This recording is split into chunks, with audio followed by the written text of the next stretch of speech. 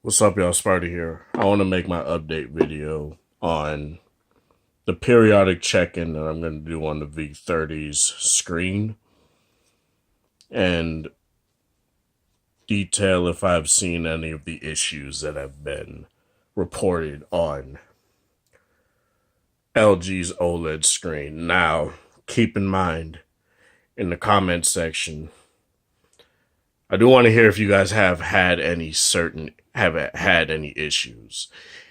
In my V30 after 1 month review, someone commented how they've had 4 LG V30s have bad screens, and I do in fact feel sympathy for that person that has had issues to that degree. I think that is horrendous. It's something that shouldn't happen, period. But, and I'm not going to say the excuse that a lot of people have been using to say, oh, at least it's not an exploding battery. But to this regard, I think LG should do something about this, or at least a statement about this, because this is getting very insane and it's becoming unnecessary for people to say that the phone should be recalled for the screen is something that I don't necessarily agree with, especially since it's not necessarily a widespread issue. It's very, segmented as to where and when it happens, and sometimes it may not come. You may get lucky and not have something that's as bad. You may, or have a perfect screen, a near perfect screen. Some issues may not, affect you, or, be something that you hate or despise personally. So just keep that in mind. So I'll bring up the issues that have been, again, plaguing this device. Blotchiness is something that I don't see on my display at all. And believe me, I would be able to tell any of these things. I know what these things are. Screen banding, which is essentially just, different color gradients being able to be seen on a display when you display like colors of white, or like say a cloudy scene or something like that. That would be the best way to interpret something like screen banding. Now, unfortunately, here in Minnesota, I haven't been able to take any pictures really that are of that show a lot of clouds or anything like that. But the one that I have taken, well, I've taken a couple, and let me brighten this up a bit. The ones that I have taken, I personally haven't seen any sort of issues with colors being misrepresented. Blues seem to be very blue, yellows yellow, whites white, grays gray. Something that isn't necessarily an issue for me personally, but it's been an issue for a lot of people. Screen burning is something that you don't necessarily see within the first month or so of having a device, but it ultimately depends on the quality of the OLED. And if your specific phone screen has been made within a certain time frame, say if you get a phone within the first month or so of the phone being out, like I did with my Note 8, like I've kind of done with my V30. I got it a few weeks after the fact. But comparing these two, as I did in my previous video, and a video dedicated to that, I will say I've seen pretty much similar issues, color shifting, stuff like that, with both of these displays. One thing I do see a bit more on my Note 8 that's more pronounced is brightness differences between certain parts of the display. Like certain parts of the display will indeed be brighter at lower brightnesses and stuff like that. Others won't be. This doesn't seem to have that problem as much or at all, but it's something that isn't a bother to me really because I don't see it. And if I did see it, I would say that I've seen it. Another thing people have been talking about is color representation. And for me personally, I think whites look white enough for an OLED display. OLEDs don't necessarily produce the most perfect whites in the world, especially on, say, on any Samsung device. They tend to be more creamish. But on here, they, depending on your brightness, like if I have this at full brightness, it looks white. And obviously the color shifting will happen. You guys can see it right here. And it goes a bit more blue, it goes cooler. So that's something that does indeed happen. But it's, again, something that doesn't bother me personally. So I wouldn't necessarily count it as an issue. One thing I will say is, when it comes to this, I will never excuse any company for having a display that's terrible. When I say a display is terrible, I mean overall. It could be... Now, it could be... How can I say this? What I mean by this is my personal experience could be entirely could be entirely different from a lot of people.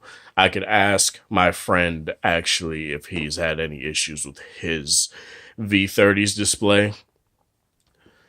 And I might actually do that right now. Have you had any glaring issues with your V30's display? Anything that stands out? I just messaged him right now to ask him about it. But the things that I do like about this display a lot, something that a lot of people don't seem to talk about, is its brightness, is how well it looks, period. People just say, oh, it's blotchy at low brightness. Me personally, I don't use my phones in low brightness modes anyway, so it doesn't. I usually have it at 50 to 100% within that range of brightness. So for me personally, this display gets plenty bright. It looks nice.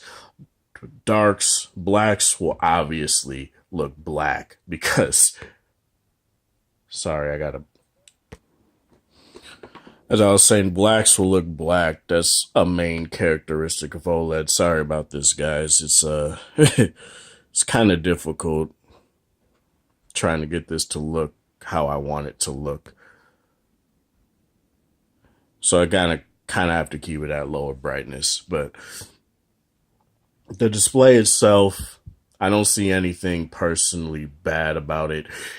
Nothing terrible to make me say, oh, I've returned it 2 or 3 times or anything like that, or I've planned on returning it. Nothing here. And for clarification, I will say this. I don't take much issue with the problems personally because I see the issues that LG are having with this display as like a first generation thing. Sure, it's not their first phone with an OLED display, but with an OLED display that's not curved in a drastic way, you know, like the LG G Flex and the G Flex 2. And it being of a higher resolution and of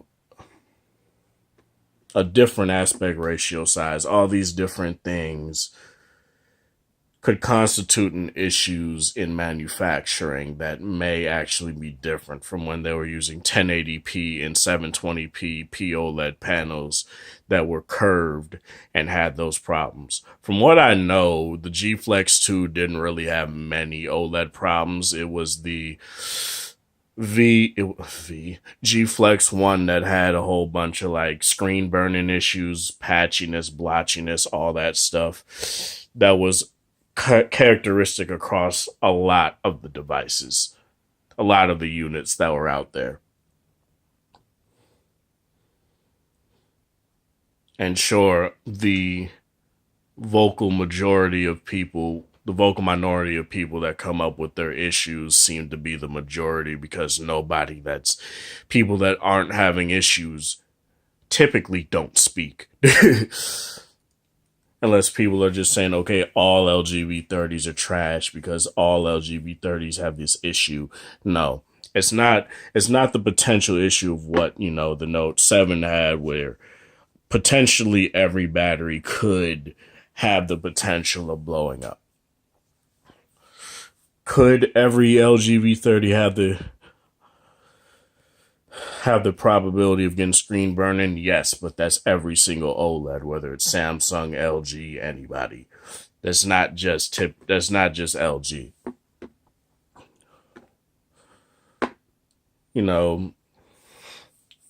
Off-axis white, off-axis color shifting is something that all OLEDs do. As I've said, my Note 8 does it. To the degree of how bad it is, depends. The Pixel 2 XL has an even more intense color shifting issue than the V30. I've seen it in person. I've done it and compared it in person, and it's insane how much more it color shifts. Now, the thing is that with that specific thing with the Pixel 2 XL, I've heard that Google put a polarizer on top of the display, so that may actually be constituting even more color shifting than normal when it comes to LG's POLED displays, but I can't say because I don't have a Pixel 2 XL. So I'm just going off of what I'm personally accustomed to. I don't have anything that's terribly bad about this display to say. Nothing that, and this isn't me being an LG shill. This is just me being,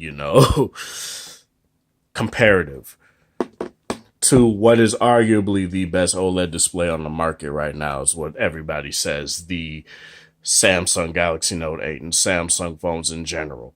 If these are having, for me personally, if these two are having the same issues side by side, I don't personally think one is better than the other. I don't think one is shittier than the other. I don't think one is on par with the other. If anything, it ultimately depends on the viewing experience and how I've been using these phones side by side, day by day, what I do with each. And to be honest, I've enjoyed watching content on my V30 more, because simply, and there goes voice unlock, on my V30 more. And it just so happens to be that that's just how I feel. It gets brighter for me. It looks better to me personally, and it doesn't hurt my eyes as much to look at it. Then just the speaker is louder and more clearer, so that also contributes to it. But for me personally, I won't say one phone is worse than the other. I won't say anything about that when it comes to the screens. I'll get more into depth as to what I feel about these two phones as my two phones of the year in my next video coming up. But that's pretty much it as far as this video goes. The V30 screen for me is still good. It's still it's still pretty good, It's not something that I'm going to say is amazing, it's great, you should get a V30 right now. No, you shouldn't. See this as a first-gen product, as you will. Go for the V40 or maybe even the G7. I'd skip the G7 if they just so happen to have these issues again, or if they're minor, if they're, lessened by that time, I'd say go with the G7, which they might actually be, because this is the first round of new OLED displays, okay? That's how I see it. That's why I haven't really taken any sort of vitriolic approach to crapping on LG like a lot of people decide to do for whatever fucking reason. But because I see it in the way that Samsung had the same problems 8 years ago with their Samsung Galaxy AMOLED displays. They've had the same issues, and they still kind of sort of have the same issues, because even though this is pretty much the same panel, it's 18.5 by 9, it's a different aspect ratio, it's taller, so it's going to have, it might augment those issues even more, so just keep that in mind. But as far as just the sheer viewing experience goes, they're equal, don't get me wrong. But I just prefer looking at this display a little bit more. Not to say that it's egregious on the Note 8, but that's pretty much it. So yeah, this is Spartan. Thank you guys for watching. Thanks for the support. Hope you guys like this video. Let me know if you have a V30, if you've had any of these issues, because I want to know. It's actually I just want to know, because it's a very interesting topic to talk about. A lot of people have the V30 and love it. A lot of people have the V30 and have returned it because of the screen. And I totally understand why. I'm not saying you're an idiot. I'm not saying any of that shit. Because honestly, fanboyism is fucking dumb. And I'm not going to sit here and be like, the V30 is better than the Note 8 in every single way. No. Both of these phones have their different problems. I'm going to talk about that in my next video. Screen-wise, though, they're on par to me personally. Slight edge to the V30 because I just enjoy it more. And I've said that a billion times. Okay. Have a good one, you guys.